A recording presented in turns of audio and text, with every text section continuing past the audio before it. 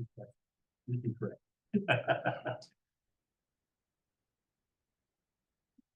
Bonjour, good morning to everyone in Canada and overseas.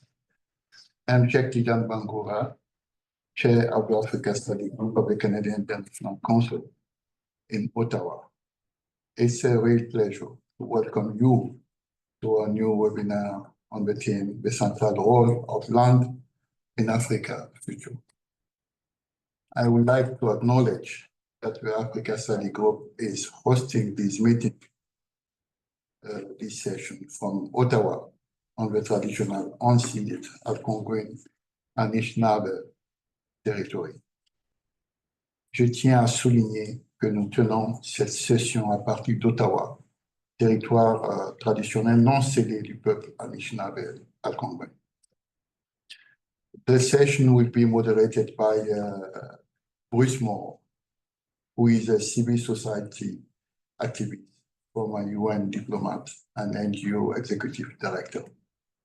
Most recently, he served on the board of Transparency International Canada, the Institute for Global Food Security at McGill University, Canadians for Tax Fairness, the Forum for Democratic Global Governance, and the ROUNDTABLE Commission, an international alliance of grassroots women organizations.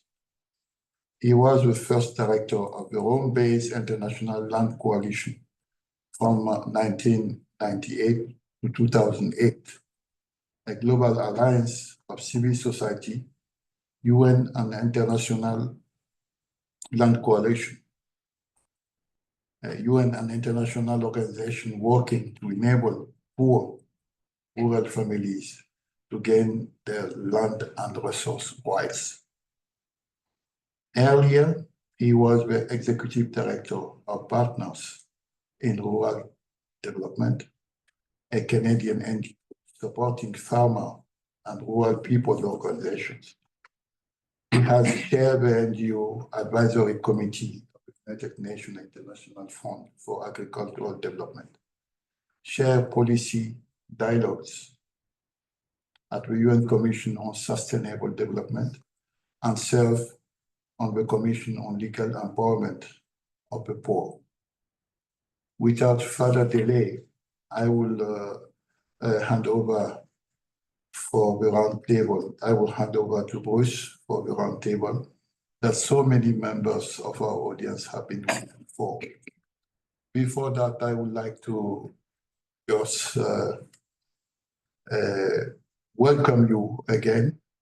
And I would like to draw your attention to the fact that this session is going to be recorded, is being recorded, and that it will be posted later on the website of the Canadian International Council and also on the website of the Africa Study Group. Bruce, your part. Thank you, Sheikh, and welcome to those people who will shortly speak from Nairobi, Kenya, and to my colleague here from Ottawa. The theme of the central role of land in Africa's future is not to suggest there aren't many other functions that are very important to the way Africans are looking at their own future. But we want to talk about land. When I think about us starting this topic, I would say that after years of being on the margins of the development debate, land policy and resource rights are receiving increased attention. Whereas in the past, land tenure was seen as a call for social justice, today land tenure and pro-poor land governance are seen as being at the nexus of current economic, political, and social challenges, including conflicts over access to natural resources, and also including how to make best progress on peace accords. Policymakers are coming to realize that pro-poor land governance not only benefits the landless and the rural poor, but also produces benefits for the wider economy and society. I'm pleased to be joined by these three prominent speakers who will bring us a variety of views on the issue of land as it is creating or hindering the advancement of people in Africa, and to be part of this presentation by the Africa Studies Group. Land, as I'm sure we all know, has been prominent among the summits of the 90s. In the 90s, if you were following these topics, we looked at many of the development themes that subsequently came forward in the Millennium Development Goals, but in what today we reflect upon as in silos. So we looked at women's issues, we looked at land issues, and many other topics. But we rolled these into and took a look at them in terms of the Millennium Development Goals and now the SDGs, or the Strategic Development Goals. On the issue of land, we can see this as one of a long list of development ingredients. But after this discussion, I am hoping and expecting that you will understand land for its higher level strategic and cross-cutting role. When resource rights are secure, the door opens for people to become fuller agents of their own development. Land has been central to all stages of my development work from, as mentioned in the introduction, my 10 years as the founding director of the International Land Coalition. Following that, I prepared a paper in 2013 on governing natural resources for Africa's development that was presented to a global seminar here in Ottawa. Yesterday, however, I felt that I needed to make sure that I was as current as possible in any information I would share with you. So I reviewed a cross-section of reputable documents on land, ranging from documents produced by UNDP, UNCTAD's 2023 year World Investment Report, the African Food Systems Forum, and including Africa Renewal. There are many others, of course. What I discovered was that some things have changed, but the fundamentals remain needing more policy support, greater transparency and accountability for land transactions, and security of tenure for the 90% of the farmers who are smallholders and lack tenure security. As reported by the United Nations, supporting the property and resource rights of smallholders is essential to achieving the sustainable development goals. Across the continent, as across the world, the challenges to feed current and future generations of Africans means growing more food on limited arable land. This made and continues to make the outcomes of large-scale land acquisitions very alarming. First, it has displaced smallholder producers, not only impacting their livelihoods, but also overlooking the increasingly documented evidence that there is an inverse relationship between farm size and productivity. Furthermore, an analysis of these land acquisitions has shown food production to be the third largest users of acquired lands. For example, 59% of the 203 million hectares acquired, at times classified during my tenure as land grabs, was being used to produce biofuels, 22% for extractives, industry, and also forestry conversions, and only 19% for food production. Furthermore, some studies suggest that investors, including pension and Canadian endowment funds, have been speculating on the rising value of land in the developing South, much of which is in Africa, which has often brought about expropriation of land out of production and therefore displacing smallholders. Policymakers are seeing this current wave of land acquisitions as posing both threats and opportunities. In some countries, they have become a threat to the land rights of the poor, particularly to customary and common property holders. While being of significant importance to the food security of host countries, the communities affected are often excluded from the decisions on whether the land is actually available for sharing or for selling or leasing to other investors, and the conditions on foreign access and the use of the sale of these proceeds is very unclear. But alternatively, other policy analysis cite the potential of these land acquisitions to bring investments into a sector and regions where it is badly needed. They see the incoming rural capital as a means to help alleviate poverty, and valuable employment opportunities can be created to finance new streams of livelihood. As far back as 2009, there were 12 land deals in Africa, and there were 4 more that have since gone through, making 16 the total number of land transfers that have occurred across these 16 different countries of Africa. With Africa accounting for 66% of this global land rush, it may provide the broadest base for understanding the impacts and benefits of this global trend. Researchers and practitioners were of the view that the driving force behind large-scale land acquisitions by foreign investors was for the production of dedicated sources of food to reduce the country's dependency on international commodity markets to meet their import requirements. This became particularly well reported during the financial crisis of 2008 and 2009. For example, in 2009, Saudi Arabia received its first shipment of rice produced on land it had acquired in Ethiopia. At that time, the World Food Program was feeding 5 million Ethiopians.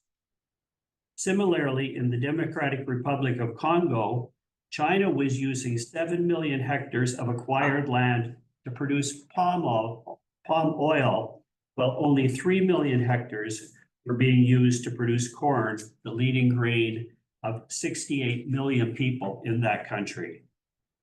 These are a few introductory comments to try to incite our conversation here today to delve into the pros and cons and consequences of how land is regulated, administered, and the extent to which local people are having a say in how it will be administered in the future.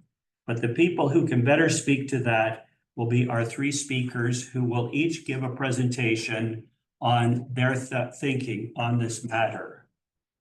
I will now turn over to them, and in order I will introduce them. Our first speaker is going to be Eva Maria Anyango, who is currently the African Regional Coordinator of the International Land Coalition. She is based in Nairobi. She has extensive experience in environmental rights, climate justice, and land rights, having worked with grassroots communities impacted by large-scale projects in Africa, as well as supporting networks of people's organizations to advocate for people-centered land governance. In her current role, she leads regional programs and operations, offering technical support to national and regional member-led platforms. She also oversees and coordinates the work of ILC's Africa Regional Unit. Eva Maria is an advocate of the High Court of Kenya and holds a Master of Laws in Public International Law. We look forward to hearing what you can share with us, Eva. Please. Thank you. Thank you so much, Bruce, for the introduction. A very good morning, good afternoon, good evening, depending on where you're joining us from. It's really a pleasure to be here, and I want to thank the Africa Group of Studies for this wonderful opportunity to contribute to such an important. So to start us off, for those who do not know ILC, we are a global coalition of diverse civil society organizations, development partners, among others, who are working together to promote people-centered land governance as a pathway to addressing global issues of climate change, inequality, and sustainable food systems, and addressing issues of shrinking civic space. In our strategy, we work on 3 areas, which include influencing land governance policies, practices, and agenda so that they are more people-centered and human rights centered. We support citizen-generated data for accountability, as well as engage in advocacy for purposes of building political will towards people-centered land governance. We also pledge to contribute to gender justice, as well as the protection of land and environmental defenders. Part of our contribution is addressing climate change, and through our work, we advocate for the integration of secure land tenure rights in all initiatives that relate to climate. Having said that, my intervention is going to focus on 3 areas. So I'm just going to highlight very broadly, based on our practical experiences, how communities relate to land when it comes to the African continent. Secondly, I'm going to touch a little bit on the nexus between land and development in Africa and how that plays out in a very practical way on the ground. And then finally, some of the challenges that we face when it comes to linking land and development within the continent, and how, in some cases, ILC is contributing to this through our work. So in the first instance, looking at how communities perceive land in the continent, let me start by saying that land is a vital common good. And for many communities in Africa, it provides the very essential resources like water, food, nutrients, which we require for production. It supports our biodiversity, it supports our health, the resilience of communities, the livelihoods of communities, especially constituency groups such as indigenous peoples, smallholder farmers, women, pastoralists, and youth who live and depend on land for their livelihood. Historically, land management through farming practices, pastoralism, hunting, among others, has been central to the economic life of these constituency groups. And land has been governed by diverse customary systems that were rooted in the practices of these communities. In that sense, land was not seen just as an economic asset, but as a sacred legacy from our ancestors. And the way communities managed their land shaped how African economies, political systems, cultures, and our agriculture sector was contributing to our economy. However, I must note that in some cases, our cultural and traditional practices also resulted in some negative impacts, such as marginalizing a few groups, such as women, where women have historically not been able to access very easily land ownership and inheritance. So having said that, we know that Africa is currently grappling with the dual challenge of meeting the development needs of its rapid growing population, while at the same time addressing the impacts of emerging challenges such as climate change that is affecting our land-intensive economies. Despite numerous ongoing land investments, these often fail to benefit local communities, and instead they have resulted in issues of displacement, conflicts, environmental damage, which have in essence exacerbated inequality in the land sector. It has resulted in injustice, and particularly affecting the poor rural communities.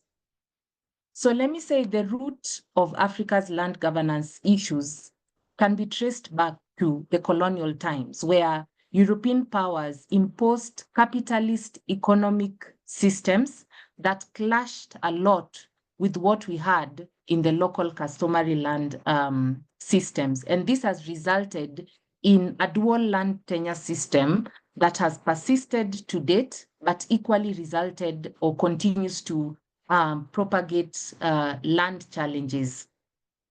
Despite the global efforts that we see to promote land equity through sustainable development goals and the VGGTs, land inequality still continues to persist.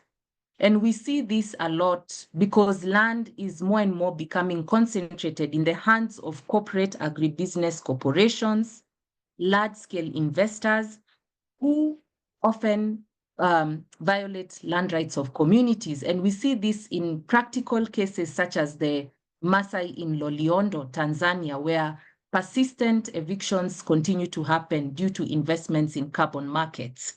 We see Just Energy Transition, a very necessary initiative, but that equally demands a lot of land, and the land that is being affected lies in the lands of communities who do not have legal recognition of those lands. On the policy side, Africa in itself recognizes the critical role of land in development. And this is seen very practically in some of the frameworks that we have adopted through the African Union on land. So for example, in 2009, the African Union adopted the land agenda, which seeks to see how we can strategically address the issues of land and connect them more to development. However, we still see challenges in terms of inclusiveness and participation in land policy development, as well as the implementation of these laws. We also continue to experience insecure community land tenure, which remains a very significant issue because communities hold unrecognized land tenure rights over areas where development projects are being implemented. And that takes me to the second point. We still see a very huge disconnect between the development agenda that is being defined vis-a-vis its connection to land tenure considerations. So at both national level and for international level, where we have more foreign development projects being implemented in Africa, the demand for land is huge. But the investors are very disconnected from local communities, which highlights the need for better integration of land considerations in development agenda. We still see difficulties with building political will for implementation of laws, which is challenging because we see a bit of progress in the laws. We see beautiful laws that also advance women land rights, for instance. But when you go to the ground, the realities are very different. Laws are not being implemented, and so we are not reaping the benefits of the progress that we are seeing. And so we still need stronger government, CSO, community partnerships, and national dialogues that can really instill or rather advocate for better integration of land and development agenda. Beyond that, the limited resourcing is another issue, which calls for more and more strategic partnerships between development partners, civil society, local communities in order to advance. So having said that, what are some of the contributions we make as ILC towards addressing these issues? As Bruce mentioned before, we have national level multi-stakeholder platforms where we work through these civil society land actors in countries to be able to advocate for better policies. And currently, there's the national land policy review processes that are happening across Africa. And our multi-stakeholder platforms in different countries, including Kenya, Cameroon, Tanzania, Burundi, are working very closely with government, communities, people's organizations, and other actors to make sure that national land policy reviews or national land policy documents are more reflective of people-centered approaches. In the climate space, more and more at national level, we are working with our members to advocate for land tenure security in the implementation of the Rio Conventions. So we know a lot of commitments are made at international level, but at national level, when it comes to implementation, becomes very difficult. And so our national land coalitions in Togo, in Liberia, in Burkina Faso, in Kenya, are actively participating in the drafting and development of NDCs land degradation neutrality targets, as well as national biodiversity strategies, in order to make sure that there are practical aspects of land tenure considerations in all the initiatives in country. Beyond that, there are numerous efforts that are being made to secure customary land tenure. We know that this is a very huge challenge across Africa. In Kenya, for example, the National Land Coalition, which is hosted by LDGI, is a very key actor in pushing for the Community Land Act implementation, which has taken years and years to realize its positive impact. So more and more, we are trying to push on that front. As I conclude, when it comes to the issue of bridging the gap in terms of secure women land rights, we have the Stand for Land campaign, which is actively going on in Uganda and Senegal, where we've been able to advocate for better implementation of laws in order to secure customary titles and land for women, because we know that when women are able to access land, then they can be economically empowered. When women are able to access land, then they have the agency and ability to contribute to decision making. So these are some of the ways in which at our level we've been able to contribute to this agenda. I want to leave it at that and hand it back to Bruce, and I really look forward to more engagements and questions. Thank you so much.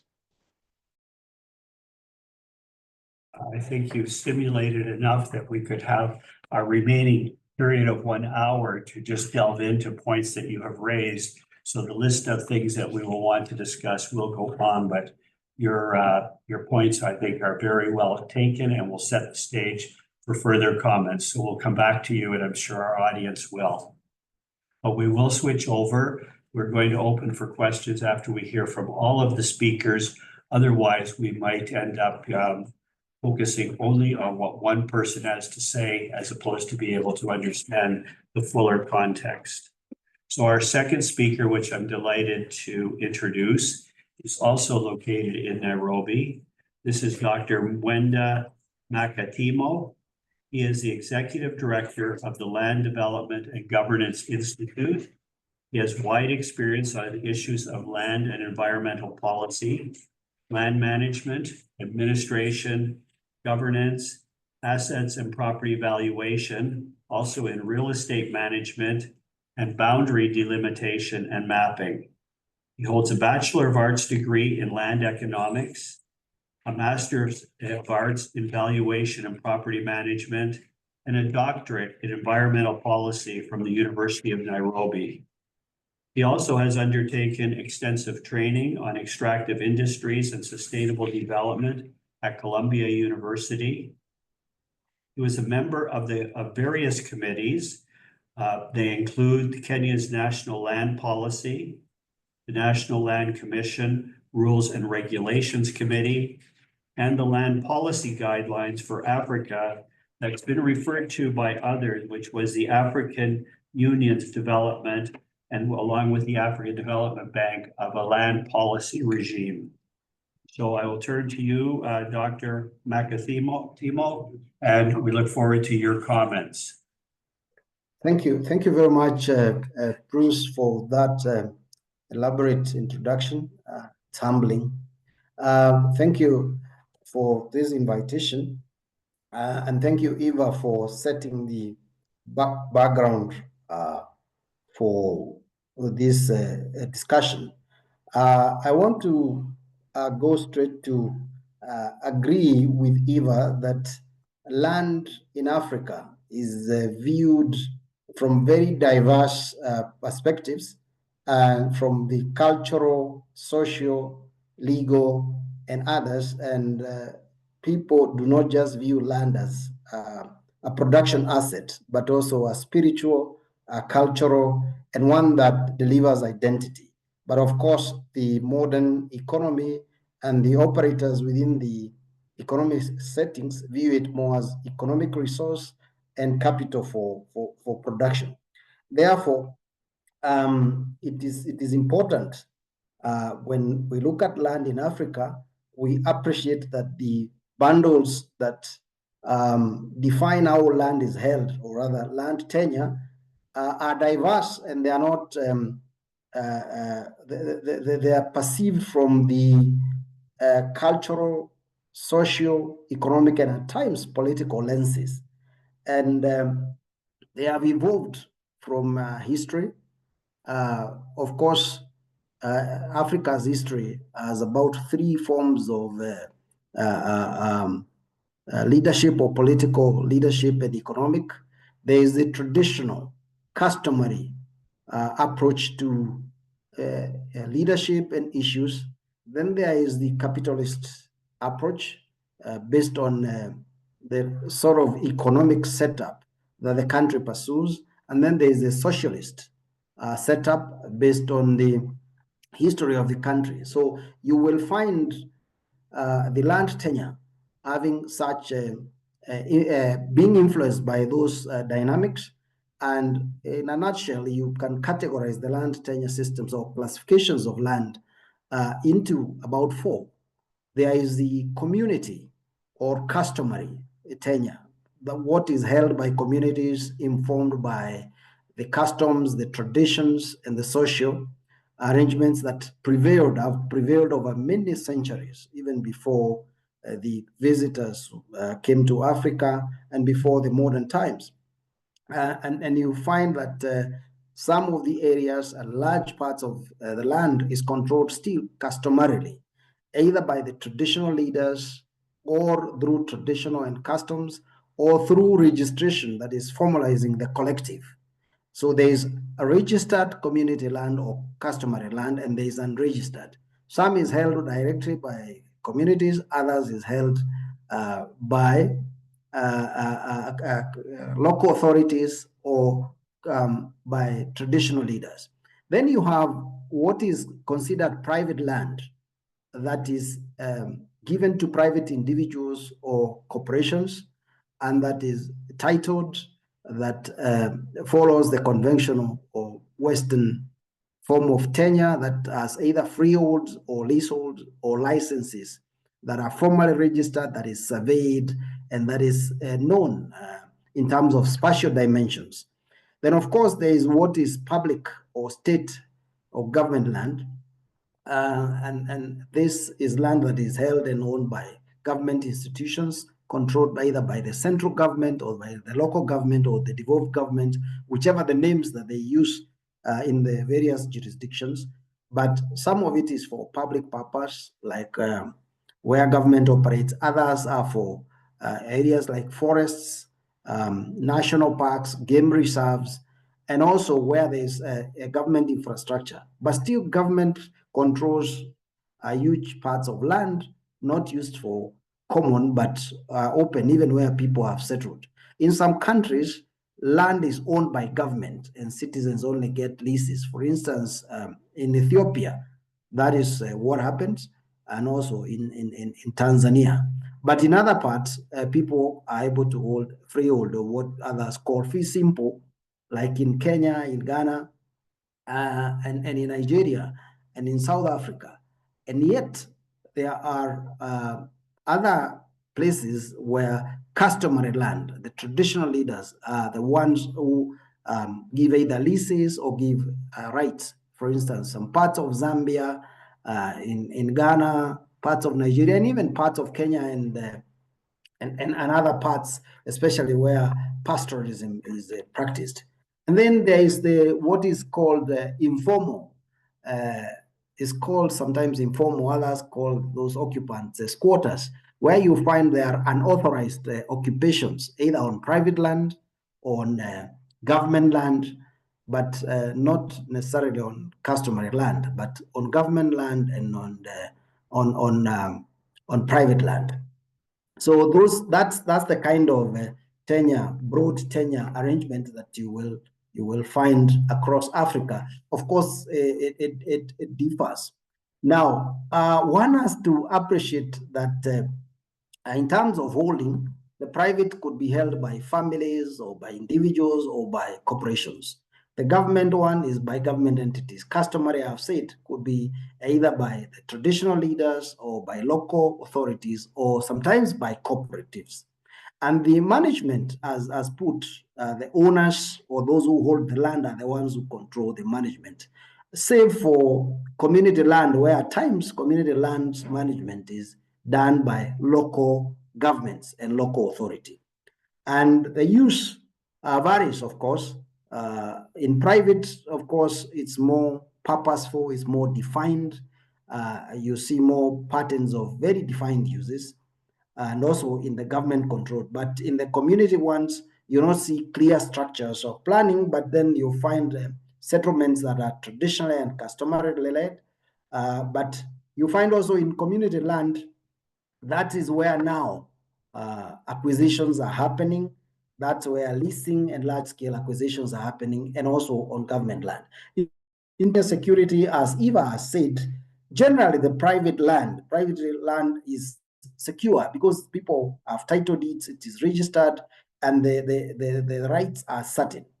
Where it is public land, you will find public land, of course, government as authority, but land grabs still happen there from political influences.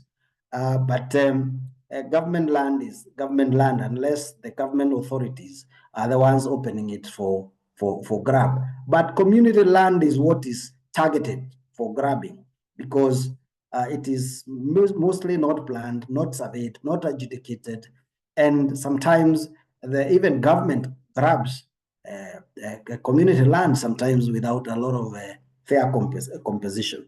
When it comes to women land rights, as Eva has said, when it is private land, they are more secure. They are guaranteed by statutes. And when it comes to community land, then they are more influenced by customs and by practice. Sometimes inclusion is more limited in community land than in private land. Not sometimes, most of the times. Now, in Africa, you can acquire land through many ways, either through the adjudication process, where the rights are ascertained and they are planned and then they are registered. Government can do compulsory acquisition of either private land or community land. By way of prescription, somebody stays on your land. Some jurisdictions say after 12 years, they can claim the rights if they stay uninterrupted. Sometimes governments have settlement schemes, or there could be succession. People get by transmission if the estates are transmitted, or there could be purchases and there are transfers done, or government could allocate, even communities could allocate either short-term leases or even on permanent basis. Now, in terms of inclusivity, in fact, it is easier to find where there is private tenure, that there is better inclusivity and there is better equality. But in terms of state, of course, everybody is included in the state, but those who have state authority are the ones who call the shots. Now, in the community land is mainly the traditional institutions. And in most instances, they are more patriarchal. And not just patriarchal, but they are dominated by elder men. The younger people, the women have user rights, but the decisions are carried by the older community elders, maybe traditional chiefs. But then where there is committees and they are statutory registered, then there is some guarantee of equality and participation of the women and youth. And in terms of institutions, the institutions that manage private land are more elaborate. The institutions that manage government land are also clear, but the institutions that manage community land are not well funded.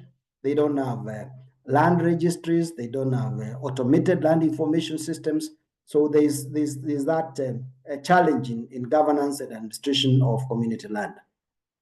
Now, in terms of capital and assets formation, you find that the private land is accepted by the financial institutions to secure collateral. And there are more permanent physical developments there, and the infrastructure, both privately and public, developed.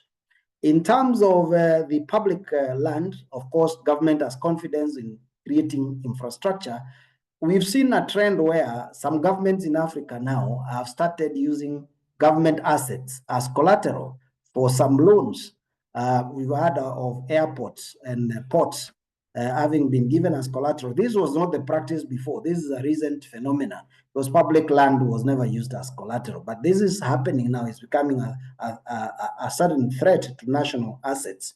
Now, of course, there are permanent developments of government land, but where people are occupying government land as informal settlers, their rights are not secure. They do temporary developments. That's where you find slums or temporary structures. Now, in community land, of course, people have permanent land, but because they don't access capital, they don't develop as high quality and permanent infrastructure like in the private owned land. Now, in terms of infrastructure, where acquisitions are done in private land, there is clear composition because there is a clear market and market valuation models are followed. Where there is public or state land, of course, there's no acquisition, so government has incentives to develop infrastructure there. But then the question of whether infrastructure benefits trickle to the people are still to be answered. Now, in community land, where there is acquisitions, compulsory acquisition, you find that the composition is not fair because there is no market there and the valuations are more market-based. So that hinders development within community land. Now, in terms of natural resource management, you will find that there's quite some changes, some degradation that has happened over time because the forested areas, the areas that were reserves are now facing a lot of competition from crop, from mining and extractives, and from urbanization. So the key drivers of this kind of degradation is mainly the human activities. And the drivers are human settlements, the logging, expansion of crop production, pastoralism, and the current trends are that, well, there is some areas that are stabilizing, some areas of degeneration, but there are others still that are being destroyed for people to get livelihoods, including charcoal burning and other forms of destruction. Now, the food, when it comes to food systems, in the private lands, it is very clear because the owners have control and they can plan for food systems. In government, we've seen large-scale large-scale corporations be allocated and acquire. Mostly, the food produced there is for export. It is not for local communities. So there's still food insecurity, though there's that production. On community land where leasing is happening, the companies are more doing a production of biofuels and others, but there are also that do crop production, but for export. Again, food insecurity. And the payments for what is done for these kind of farms to communities is minimal because communities may not have negotiation power, even when they have given leasing. Now, there are competing interests, of course, of extractives, mining, and the trends of population increase is such that this production land is shrinking because of the competition both from urbanization, the competition from mining and infrastructure. Now, there's increased large-scale land acquisitions. From about 2014 to 2022, the statistics I have, the land acquisitions increased by about 15%.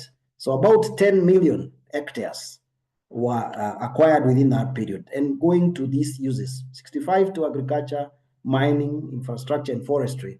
But trends now are going towards forestry and creating carbon projects. So the issue of climate related investments is creating a threat for food production and for security of tenure sometimes.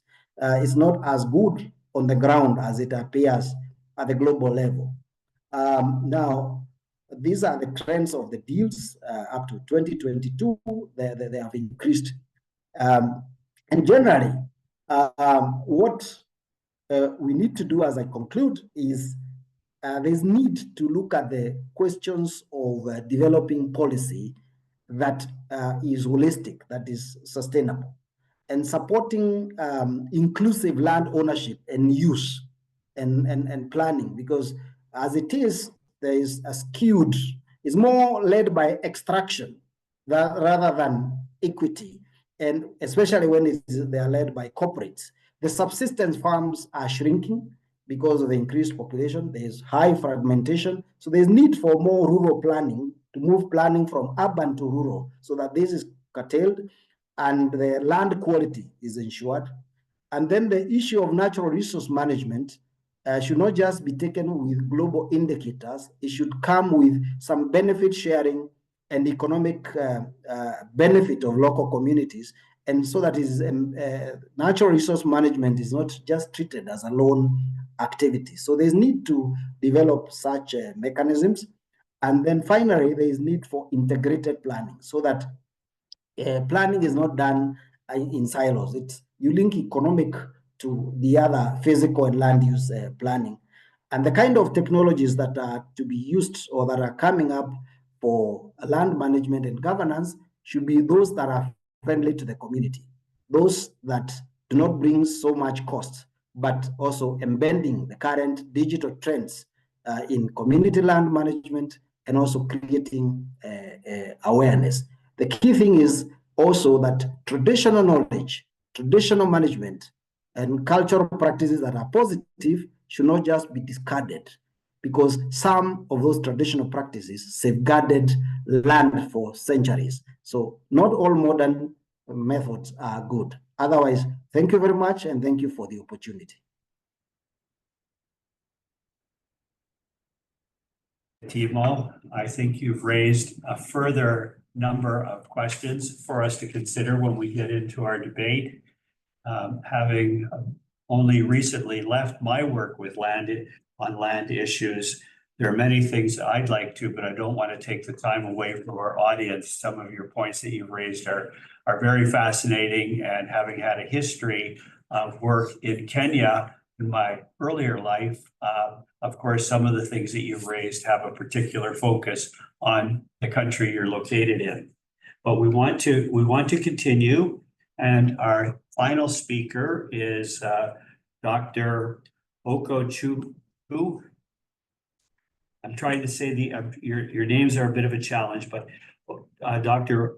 Okochukwu Udinigwe. Her studies have been in global health. She's a global health researcher. She's a postdoctorate fellow at the School of Public Health at the University of Sydney in Australia. She completed her PhD here at the University of Ottawa in International Development and Global Studies. Her research has focused on maternal health inequities, gender and inclusion, knowledge, youth, and health policy. She's a guest editor for the Journal on Reproductive Health on the topic of enhancing equity through digital technologies for sexual and reproductive health in low and middle income countries. She co-authored an important paper that relates to our topic as well here, which was entitled, "Does the Canadian Government Support Women's Rights to Land in Sub-Saharan Africa?" So I'd like to turn to Dr. Okochukwu to share her thoughts with us. Okay, thank you for the introduction, Bruce, and thank you for the invitation to be here. And thank you for everyone that's here, and to my co-presenters as well for a very insightful presentation. And a lot of what's been talked about already ties in very well to my presentation on the centrality of land across different domains of women's lives in sub-Saharan Africa. So much of the international development community views strengthening women's land rights as an important pathway to poverty reduction and gender equality. This was even highlighted in the SDGs, Sustainable Development Goals. The importance of women's rights to lifting them out of poverty, land rights being one of those important rights. And as we've sort of seen from Dr. Mwenda's presentation, there is, this, and also from Eva's presentation as well, there's a consensus that women's land rights are important. But what I find, across the literature is just little consensus on what women's land rights actually mean, because it's really complex. It differs across, countries and contexts. Sometimes land rights are sometimes conflated with land ownership. However, with customary land tenure systems that govern, land, Sometimes ownership to land may be reported and not necessarily documented. And so it can really get complex in trying to understand what's, how to define land rights. But in terms of, for simplicity's sake, I came across this paper, a study conducted in 2021 by Slavechka et al. And they settled on 3 indicators to help sort of simplify understandings of this complex idea of land rights, especially as it relates to women. And so they looked at 3 indicators. They looked at ownership rights, management rights, and economic rights. So what sort of rights do women have? This study wasn't necessarily focused on women, but it just sort of helps with simplifying our understandings of this complex idea.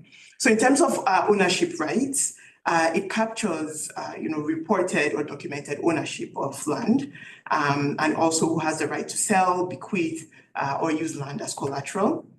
And in terms of management rights, it captures, plot management, and this is very relevant for like agricultural land. So who decides how the land is used, who decides what plants, or what crops rather to plant, and when to harvest, or whether or not the land, lays fallow. And in terms of economic rights, it captures indicators on who controls the outputs and who gets the benefits, the economic benefits of land. And so this is important, again, in an agricultural sense or agricultural programs that target women. It would be important, of course, to know if women actually do have control over the outputs of the land. And in this study, it did show that across these 3 different domains, women were a smaller proportion of women compared to men had rights in these 3 different domains of ownership and management and economic rights. And so I think this is, quite important to sort of keep in mind the gender disparities in access to land, even across these domains. And as Bruce rightly said, a lot of my work and a lot of my focus is on, women's health. And there is a lot of, there are a lot of associations between women's access to land and their health, which in my opinion is not even focused a lot on in the global health literature or even in the international development literature. But women's rights to land does in fact affect their health and those of their children and the community in general. Excuse me. So barriers to land may mean not being able to grow food, being at a disadvantage in making household decisions, having limited access to economic tools, and having limited decision-making abilities in allocating resources towards health. The issue of women's land rights is particularly there for widows and divorcees, especially because they are vulnerable to losing their land rights in the absence of their unions. And this is because, as Dr. Mwenda had rightly pointed out, a lot of sort of land rights patriarchal, and inheritance laws as well governs a lot of land rights. And so women's access to land is often, for example, in a union or in a marriage, it's often gotten through their husbands. And so in the absence of that marriage or that union, they are at a disadvantage and they could lose their rights to land. And the UN does state that such loss of land, or such loss of rights rather, is a key contributor to extreme poverty. And so I think it's important to highlight the centrality of land rights, because evidence from around the world illustrates the potential health benefits for women and their children with access to land. And so with a global example, like in Pakistan, for instance, a study showed how land ownership improved women's household decision-making power, including the allocation of resources to food. This was associated with reduced prevalence of child stunting. In Vietnam, women who owned land were more likely to purchase health insurance and had their children, and had healthier children, so their children were less likely to be sick. Bringing it back now to sub-Saharan Africa, in Malawi and in southwestern Uganda, women's sole ownership of land was directly associated with increased participation in reproductive health decision-making.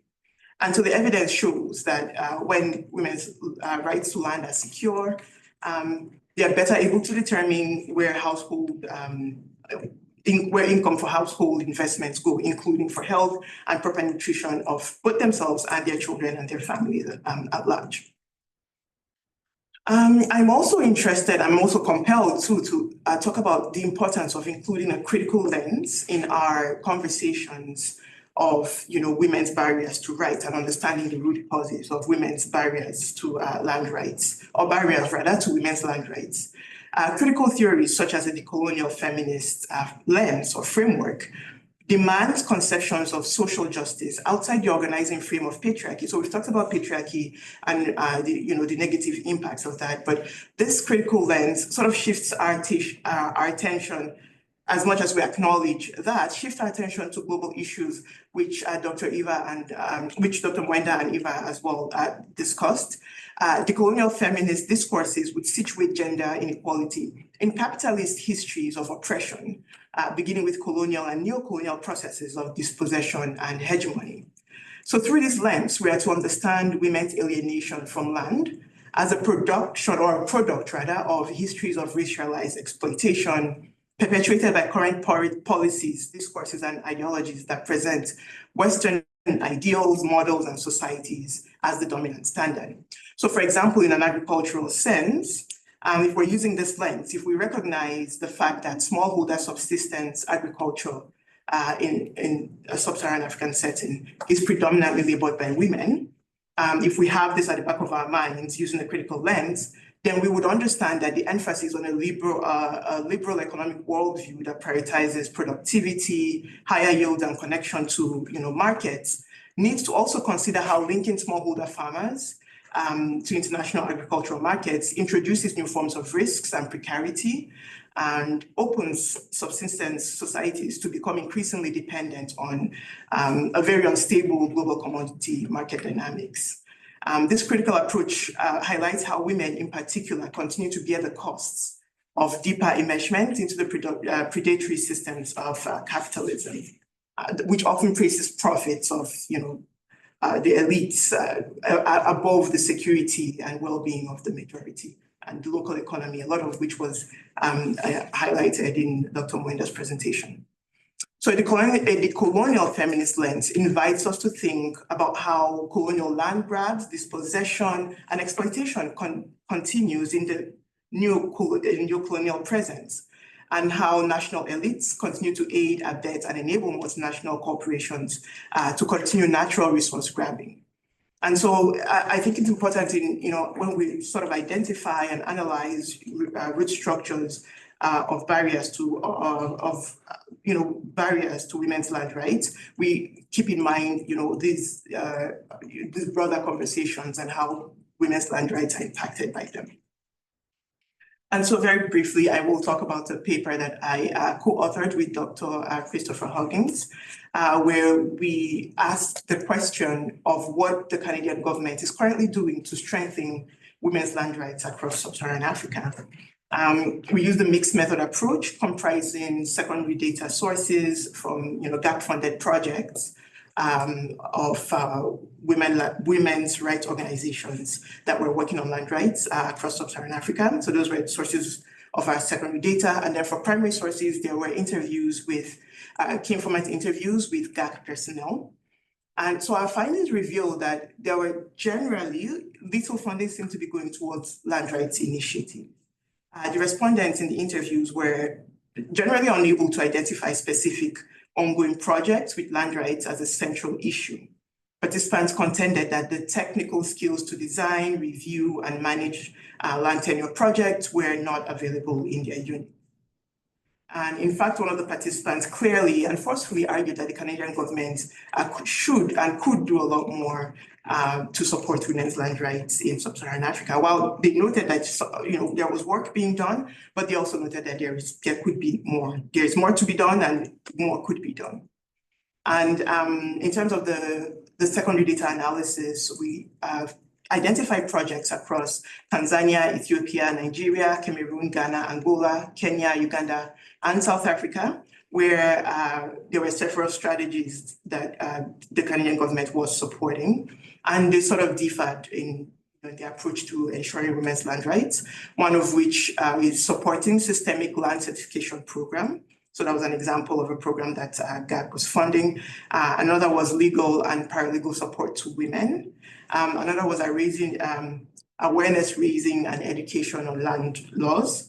And another example of a program that was being funded by the government were programs that facilitated greater involvement of women in land governance.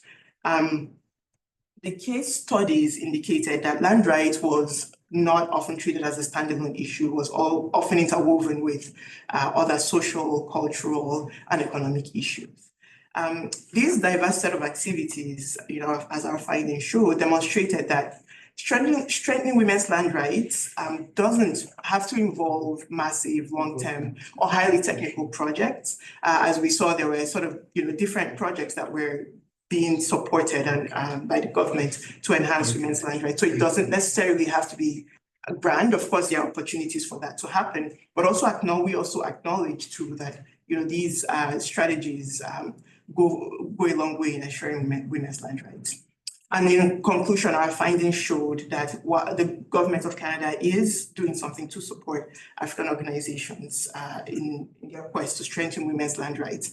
However, the problem of insecure and unequal land rights has not been sufficiently emphasized across their programs, based on participants' responses and our findings from secondary sources.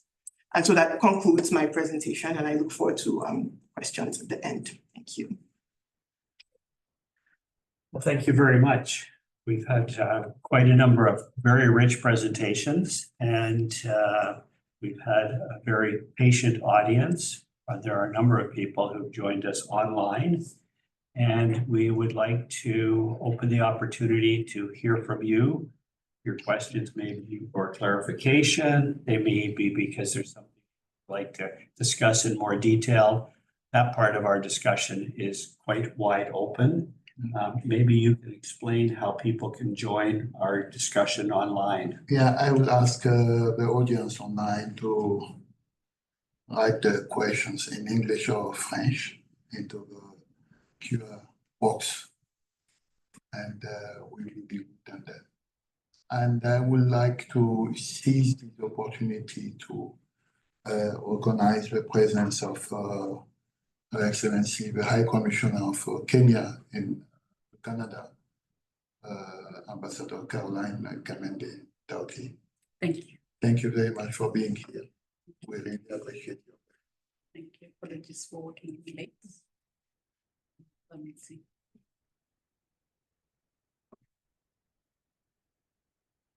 I will throw out a couple of things that maybe could just start us, but if you have other questions, if you have some, I think we have one here already, so let's start with you. Yeah, thank you for coming in today. My name is Parmi. I'm a LIPSIA student in International Development stream. I just had a question for Dr.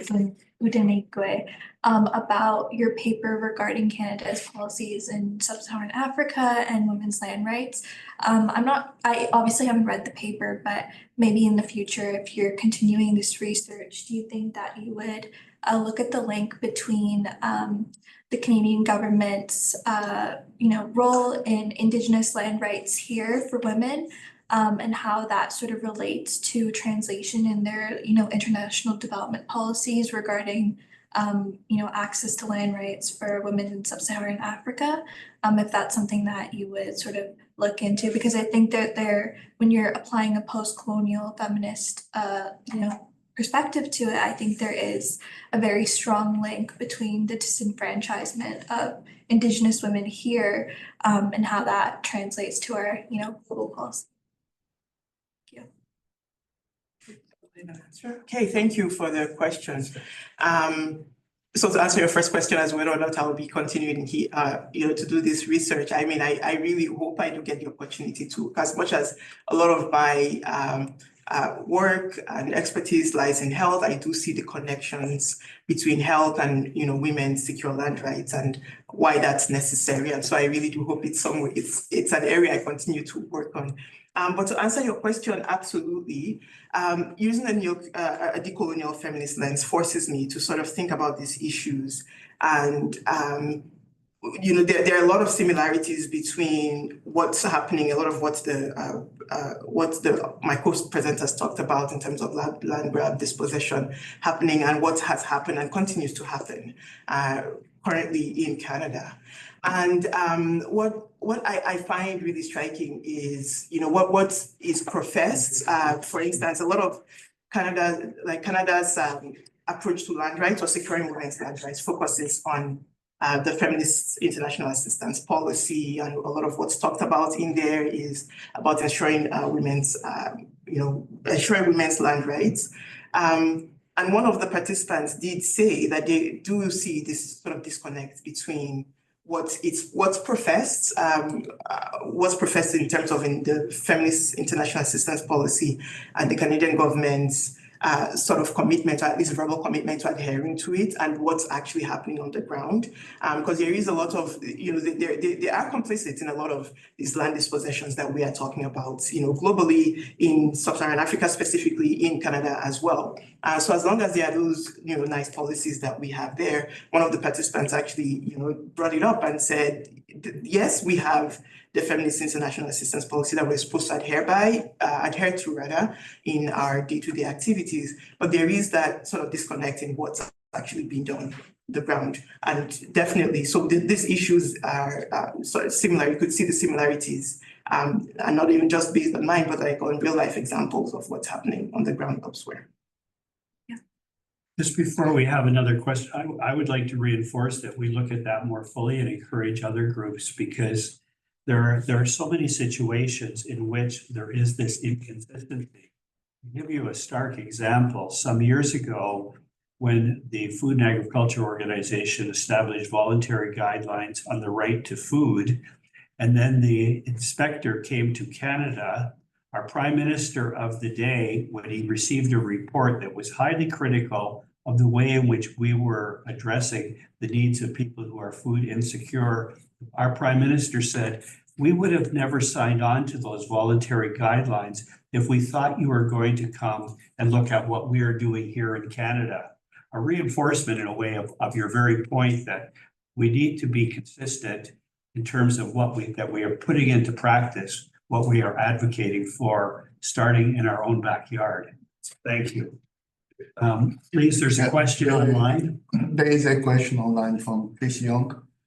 As the world looks for green energy option, where do you see land tenure going with regard to large wind and solar power for green hydrogen?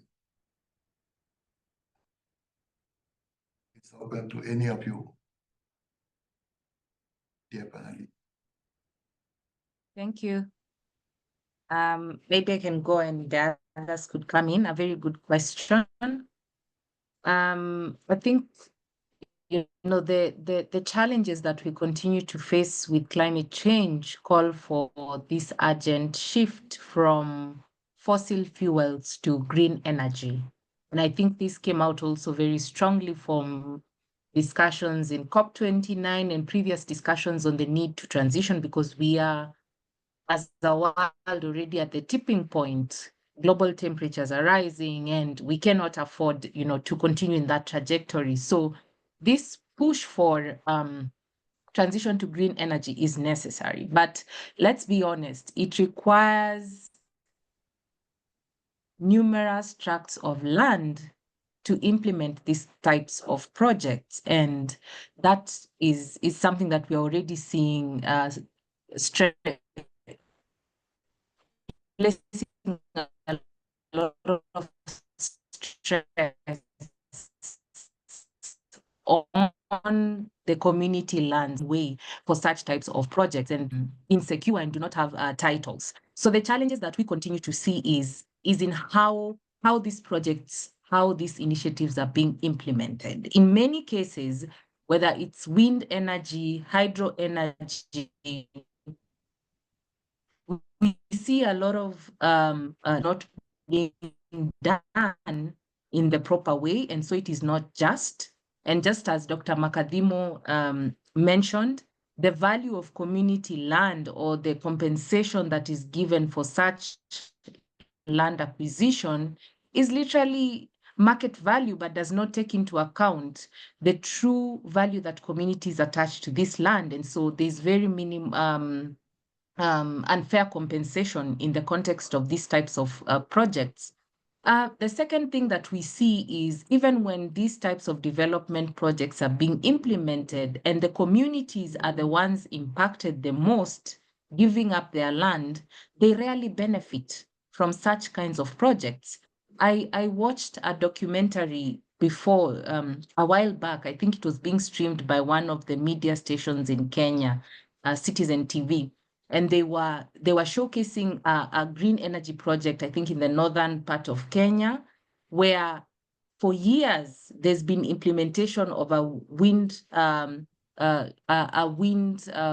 power project, but the community itself does not have access to energy for all those years. So whose interest is this development serving? I think that is the question we need to ask ourselves. So green energy transition is very much welcome. We need it, but it has to be just. It has to be people-centered. It has to adopt a human rights approach. We need to see communities benefit from these types of initiatives.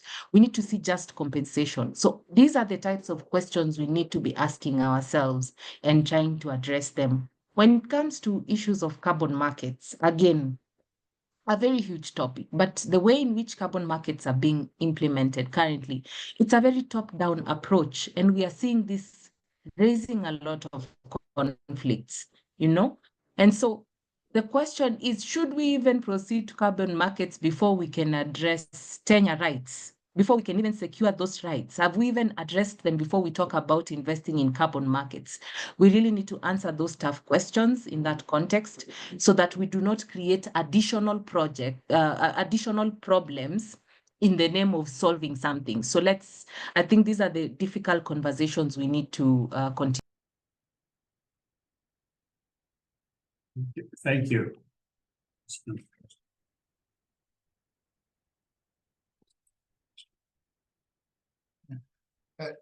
Dear panelists, you can access some question online and in the Q&A box, and feel free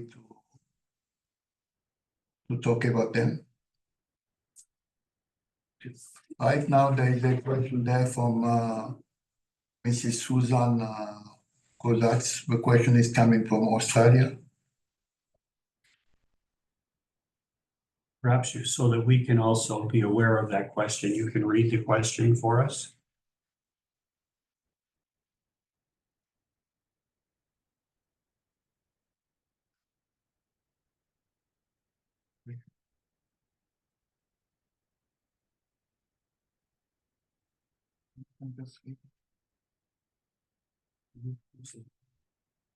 Okay. Hi, thank you for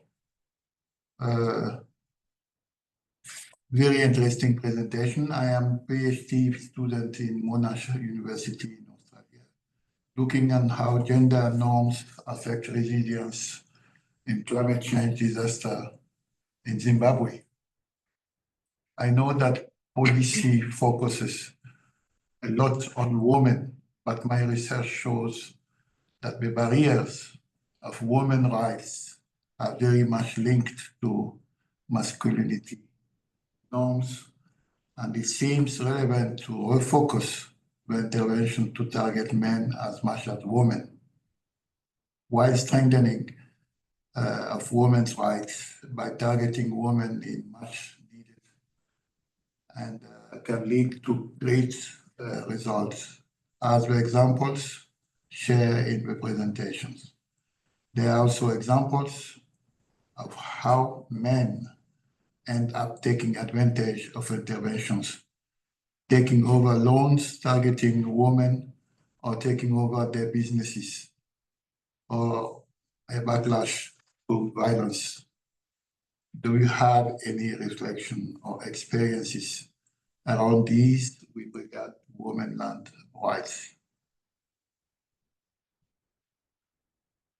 It's a comment and at the same time a very good question, I believe. Is anyone prepared to share some comments in response? Dr. Mwanda? All right. I would just kick it off to mention that if people are not aware, there is an organization called the Wairu Commission. It's a name of a town outside of Beijing, where the social organizations met during the 1995, so a long time ago, Beijing Women's Conference. And they formed this international network to have a stronger voice into the multilateral system. I speak about this because I, for 5 years, was a volunteer with them and helped them organize workshops on land rights around the world. And one of the topics that came up is related to this question, because they were often indicating, how do we address change when we're dealing with a very male-dominated world and traditions that have become entrenched and reinforced by the practices that have prevailed? And that therefore it's not an issue of just coming up with laws and regulations. It's like one of you have said in your presentations, so often it's really a question of how do we take action? Sometimes the actions are known, but it's where to find out the points of resistance. And I think this applies, but this organization has said we have to really see this as something that is not a female gender issue. It's also starts to be a gender issue. We have to figure out how to find those people, organizations, and social movements that understand this relationship between the roles that have traditionally been played by women and men in order to build stronger issues of power and influence to bring about change. So I'm sure that each of you have different comments about this topic. So that's my way of kicking off a response to the question. So please join in and share your views about this in answer to the question coming to us from Australia. All right. Thank you. Maybe I can go because my name was called out first. It's true. I do agree that targeting women and just doing laws may not be the solution. But I've seen very positive results when championing women land rights involves men, and especially traditional institutions and powerful cultural institutions. When those institutions become the champions of change, the champions of women rights or partners, then it becomes very easy for the voice, it becomes very easy for implementation to beat the cultural barriers. But when one just focuses on laws and just focuses on women alone, then it becomes very hard to make mileage.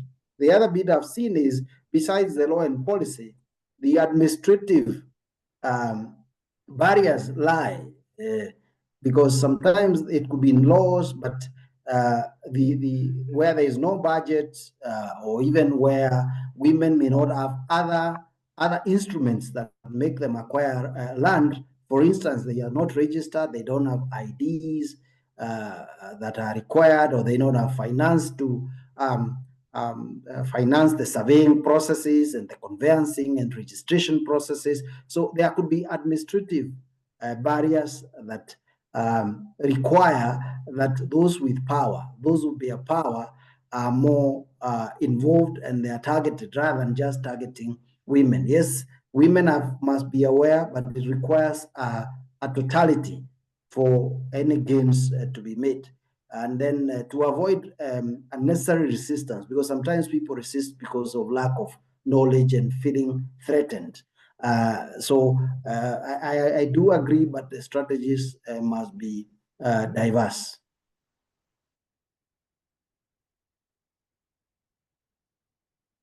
Or Ogo, do you have a comment to make on this?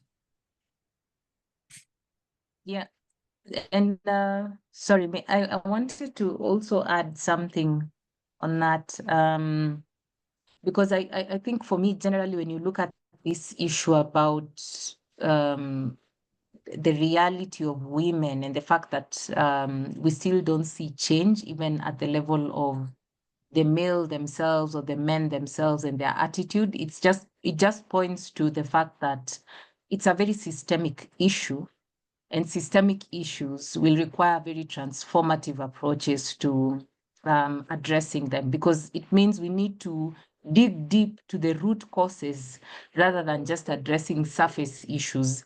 So in that sense, Bruce, you mentioned Wairu Commission.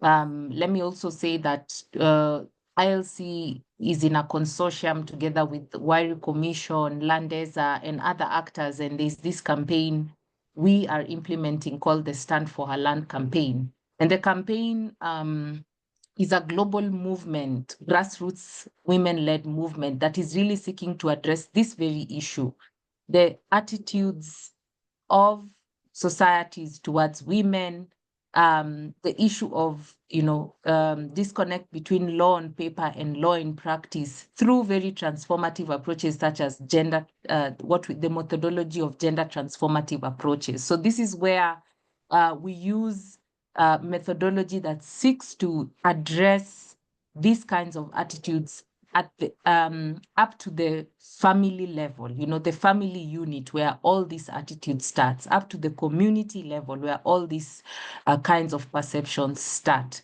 So I think this kind of systemic issue definitely requires systemic approaches, transformative approaches, so that we can address the very root causes. So that is what I can add on what Dr. Mwenda said. And as an add-on from for myself as well, I think that was a really important question because it highlights not just the involvement of men, but what happens if the involvement of men sort of co-opts this women's the focus on women's land rights or ways in which women are disenfranchised. What happens when men co-opt it and co-opts that cause or movement? And thinking from an African feminist lens, I think, and something that when I mentioned as well, going back to the community, so perhaps it's time for us to think sort of differently in terms of accountability systems, thinking of it in terms of the strength-based approach. Who in the community, has power to sort of engender change? Who can we use within the community as a source of, as mechanisms for change that would also keep the community accountable?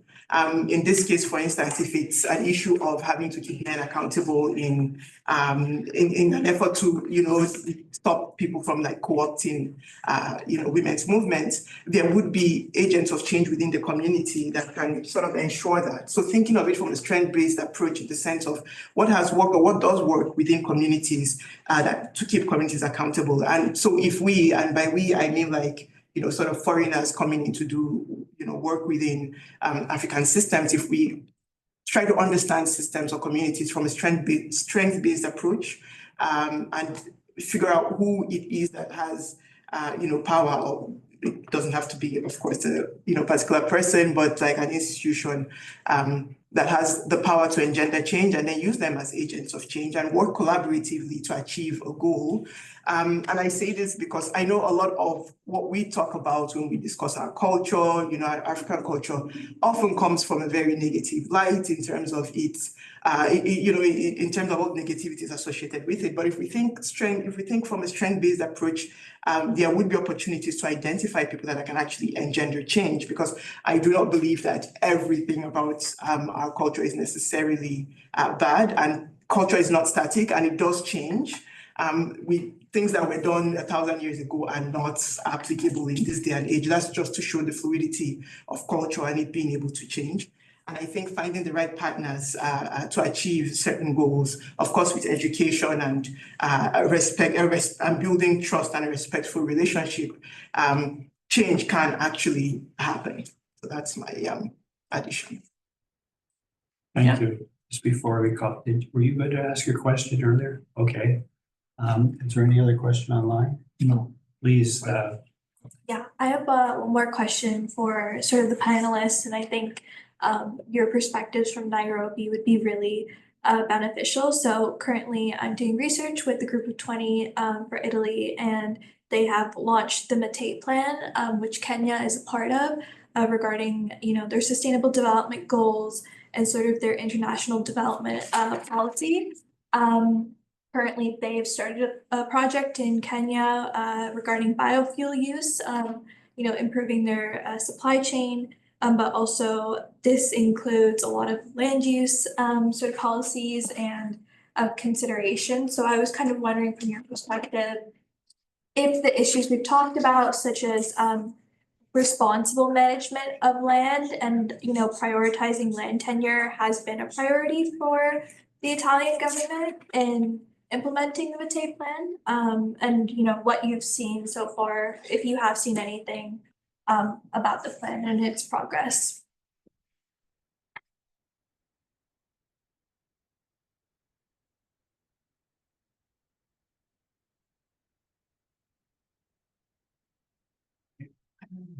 Did you hear Eva or Mwenda?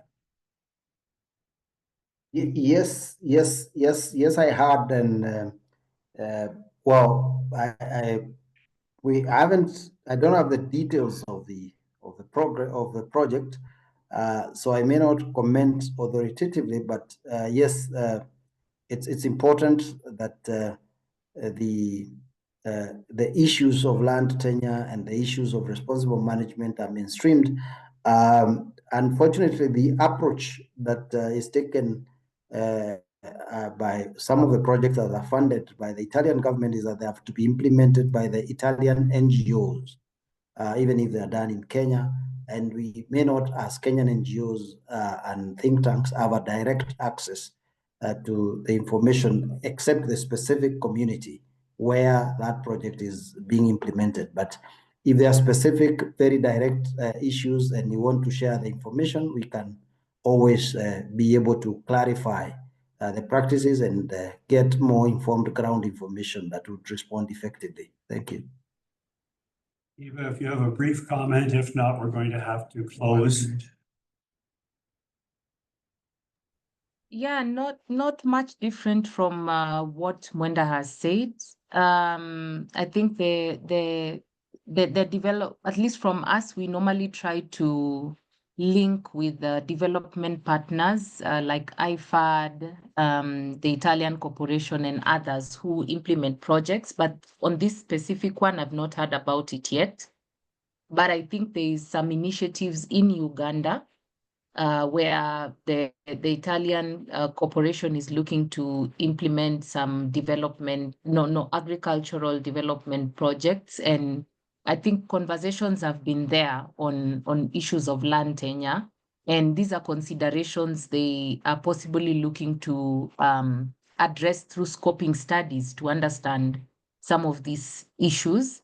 So more and more, I think it's becoming a necessary requirement to look into these issues, because in these areas that are the target for such projects, you'll find already existing land issues. And before you can even proceed to implementation, they need to be addressed. So I don't have like an answer on this specific project, but definitely something that is interesting to look into and see how land is being considered. Yeah.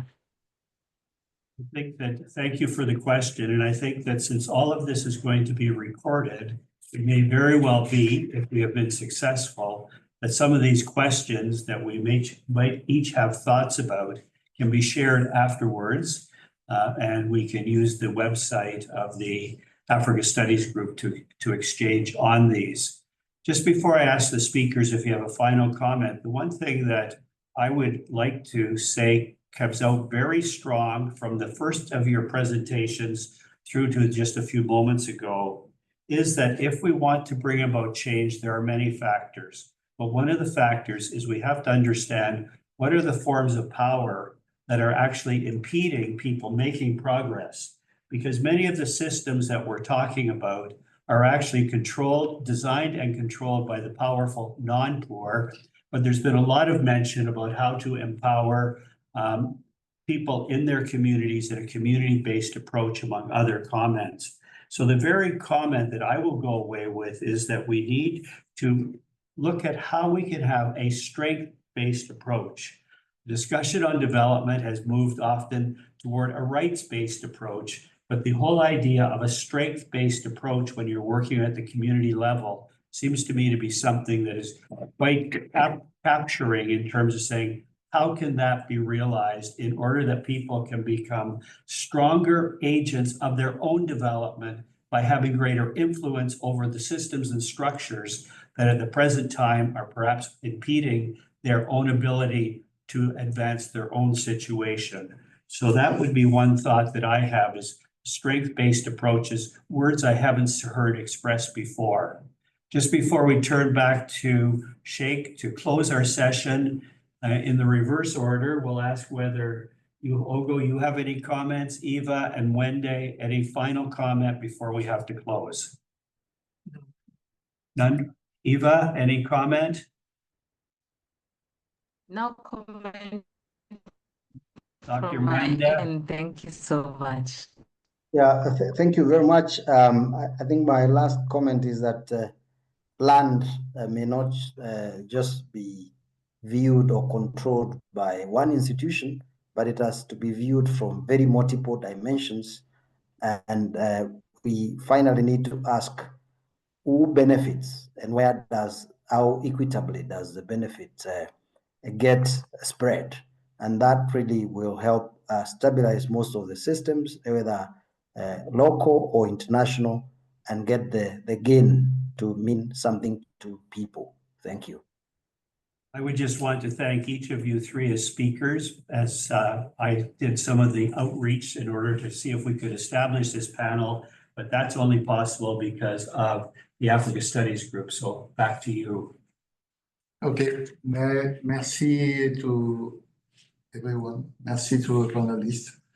On behalf of the Africa Study Group, I would like to thank each of you for your excellent presentation. Bruce, thank you for your excellent presentation and your contribution. You were not only a moderator, but you were also a panelist. And we really appreciate. It's a pity that we couldn't listen more to you, and maybe we will come back again to have a one-on-one conversation with you. Because I believe that you certainly have more to say on this thematic. We will have to find a solution. Please note that this session has been recorded and will be posted on our webpage. And we know that it's lunchtime. Thank you very much, Dr. Mwanda and Eva. I know that it's approximately 9 o'clock now in Nairobi. And thank you that you had forced to stay so late to help us understand one of the major issues in Africa, development questions. It is highly appreciated from the Africa Study Group of the Canadian International Council. I would like to thank our colleagues, Mafoya, Communication Director of the Africa Study Group, as well as our colleagues from the Canadian International Council National Capital Branch for all the effort that went into organizing this session. Thank you to NIPCHA for the partnership, Professor Teddy and Anne, who is not here today. Thank you for the students who came and our partners who came to listen to this so important issue. I know that many of our audiences, members of the audience, have been sending emails asking us to talk again about the importance and impact of international criminal tribunals in Africa. We will do it, but since Christmas is at the door, so we will do it maybe in January and February. We will talk again about the importance of international criminal tribunals in Africa. The next Africa Study Group webinar will be on December 12th. That will be the last one for this year. And it will be on the theme South Africa current political reality, the government of national unity today. We know what happened in South Africa during the last elections. So we know how important South Africa is for Africa. And we will try to discuss this and to link it to some other elections issue that we have, that we are going to have in Africa. And we will also talk next year about the election in Senegal. We will talk about the ongoing election in Tanzania. So I invite you to join us for an insightful discussion on the current state of South African politics on December 12th. This will be all for today. I wish you good health, and depending on where you are, a good day, good afternoon, and good night. Merci, à la prochaine. Well, that for Eva, Dr. Mwende, and Ogo. I will be back in touch as the four of us may like to do a bit of a debriefing